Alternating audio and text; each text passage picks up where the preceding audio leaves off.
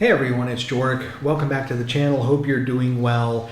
I wanted to make this video about some of the consulting work that I've done here in Portugal because every once in a while I'll get a comment or I'll get an email going, what exactly do you do again and how do you help people get to Portugal or make decisions on whether Portugal is right or not right for them. So I'm going to go through some of the things that I do. Hopefully some will resonate. If they don't work for you, maybe you have a friend or a family member that might be moving to Portugal. Maybe my services would be helpful and beneficial to them. So first thing that I do is mostly phone calls. Sometimes it's in person when people are here, but it's phone conversations talking about the culture, the cost of living, specific questions that people have about schools, elderly care. I do a lot of research where we do a call talking about, I'm an American, I live here as an immigrant, so here's my experience and the network of people that I work with and talk to on social occasions. I try to give a full a picture to people that would be moving here from various countries as I can.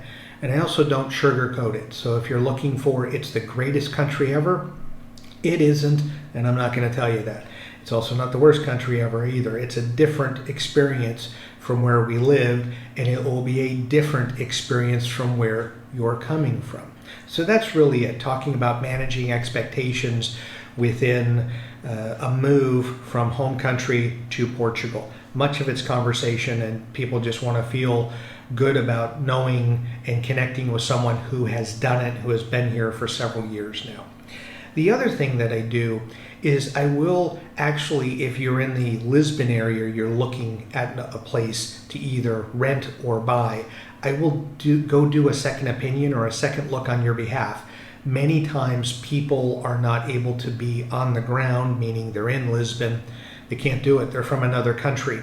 So what I will do is I will go connect with the realtor to be able to get access to the property, take video, maybe some more photos than what you see on a realtor listing for the property, and then I will do a write-up. I'll create a report that I'll say is similar to an inspection report in maybe a home country, but I try to look at plumbing, electrical, structure, not just of the apartment or the flat, but the building in general, or if it's a home, the home, but the area around the home, the neighborhood. So you have a good idea of what you might be getting into, and hopefully you value my opinion enough to be able to take my word that this is a good place, or you know what, maybe you should pass on it.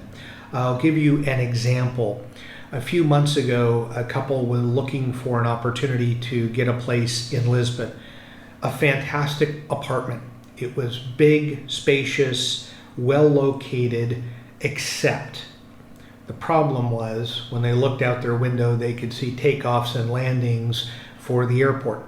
So if they open their windows, they're going to get noise from about 5:30 a.m. till 11 p.m. And they're just going to see planes all day and hear planes every few minutes taking off and landing. So that's something that didn't show up in the realtor listing, and the realtor wasn't going to disclose any of that. So going there, just telling them it's a great place, but here's the downside. You're going to have to get used to planes. If you can do that, go for it. If not, maybe you should pass on it. So I do try to give you practical opinions and practical advice with those second opinion looks at properties. So that may be something that resonates with you, maybe it doesn't. And then lastly, the other thing that I do, and I'm spending more time on, is rental contracts and purchase agreements. My background is dealing with a lot of contracts and agreements. I want a full disclosure, I'm not an attorney, so I want to make sure that I'm upfront about that. Worked for corporations and businesses where I happen to handle a lot of the negotiations of contracts. So because of that, I'm fully aware with how things work in other countries, but I've been able to see what works and some of the major differences between some of the contracts and rental agreements in Portugal versus where you may be coming from, especially the UK, Canada, the US. So with that, if it's something that you want someone to give a second opinion or a second look, or have I thought of everything in this contract, or maybe based upon your experience, you can throw out some ideas that I should be able to talk to the realtor, the landlord, the seller, as far as negotiating within this agreement. So that's something that I've done a great deal of most recently.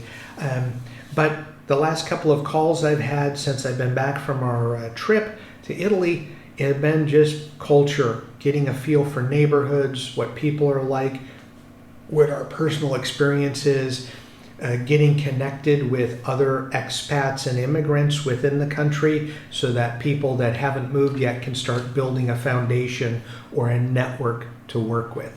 So, as always, I hope some of this resonates.